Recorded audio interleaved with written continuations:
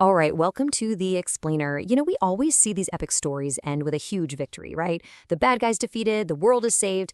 But what happens after the war is won? Today, we're diving into the fragile peace in the world of Prithian, and we're going to see how its heroes are finding out that sometimes rebuilding a life is way harder than winning a war. So let's kick things off with the book's dedication. It really sets this hopeful, almost wistful tone. It's a little nod to magic and wonder, which honestly is the perfect way to start a story that's all about finding light in some pretty serious darkness. And really, that's the million-dollar question we're digging into today. I mean, winning on the battlefield is one thing, but piecing your life back together, rebuilding a city, an entire world, that's a whole other kind of fight. Okay, so our story drops us into a world that's just been ravaged by conflict. The first snow of winter is falling, so everything looks quiet and peaceful. But inside the minds of our heroes, it is anything but quiet. So this is Prithian.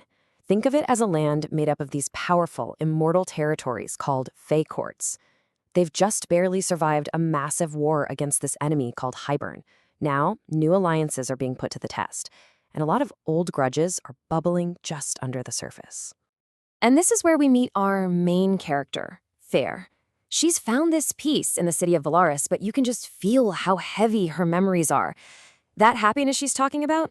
Yeah, it's hanging by a thread. And this is why it's so fragile. For these heroes, peace isn't some finish line they've crossed. It's a daily grind against their own minds. Feyre has these awful nightmares of her mate, Rhys, dying.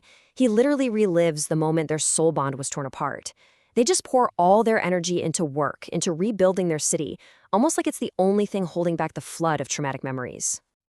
And on top of all that personal stuff, she's got a brand new job title. Feyre isn't just a huntress who survived a war anymore. Now she's a ruler with some pretty massive responsibilities, and that comes with a whole new set of problems. So yeah, she's now the High Lady of the Night Court. We're talking co-ruler, sharing equal political and military power with her mate, Rhysand. For someone who started out as a mortal girl hunting in the woods, this is a pretty huge shift.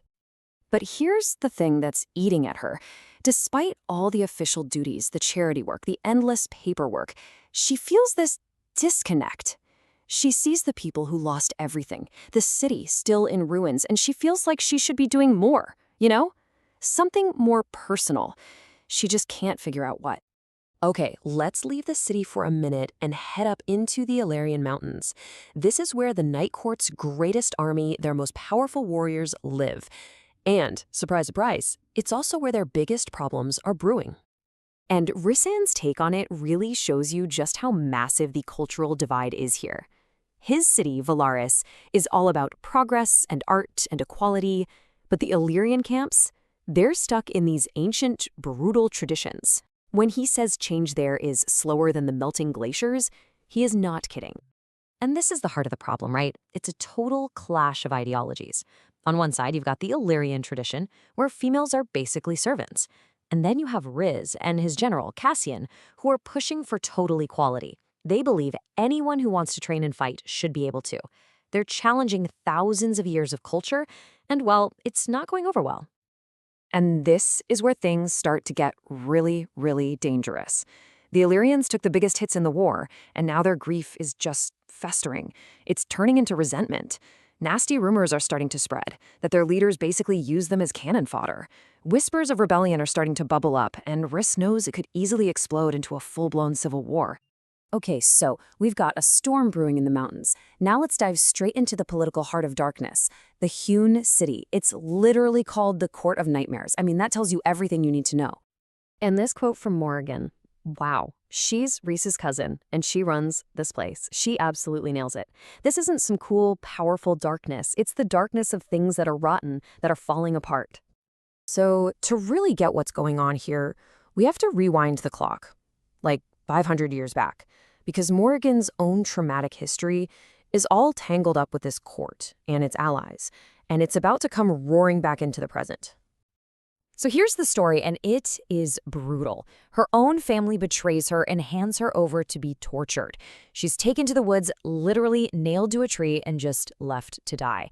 And then the guy she's supposed to marry, Eris, he finds her, and just leaves her there, calling her leftovers. It's a wound that even 500 years later has never healed. Flash forward to today, and in this incredibly tense meeting, the absolute unthinkable happens. Her father, Keir, is making a political alliance with Eris, the man who left her for dead. So Moira's forced to sit in a room with the two men who almost destroyed her, and she has to play politics. So you've got all these different threads, right?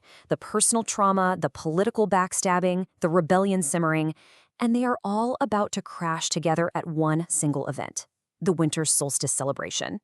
And you gotta love the irony here. The solstice is supposed to be this time of rest, of celebrating how the dark finally gives way to the light. But for this crew, oh no, the longest night of the year is shaping up to be one giant powder keg. I mean, just look at who's coming to this party. It's not a holiday dinner, it's a minefield. You've got Feyre and Rhys trying to hold everything together by a thread. You've got Cassian and Feyre's sister Nesta, who are locked in this intense, painful bond. Morgan is literally facing her abusers across the table.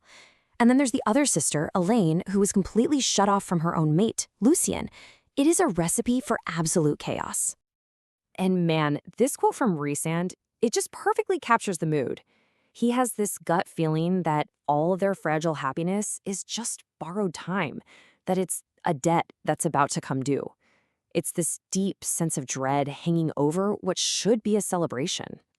And that's the cliffhanger, isn't it? It leaves you wondering, after you survive a war against the world, how do you survive the war inside yourself?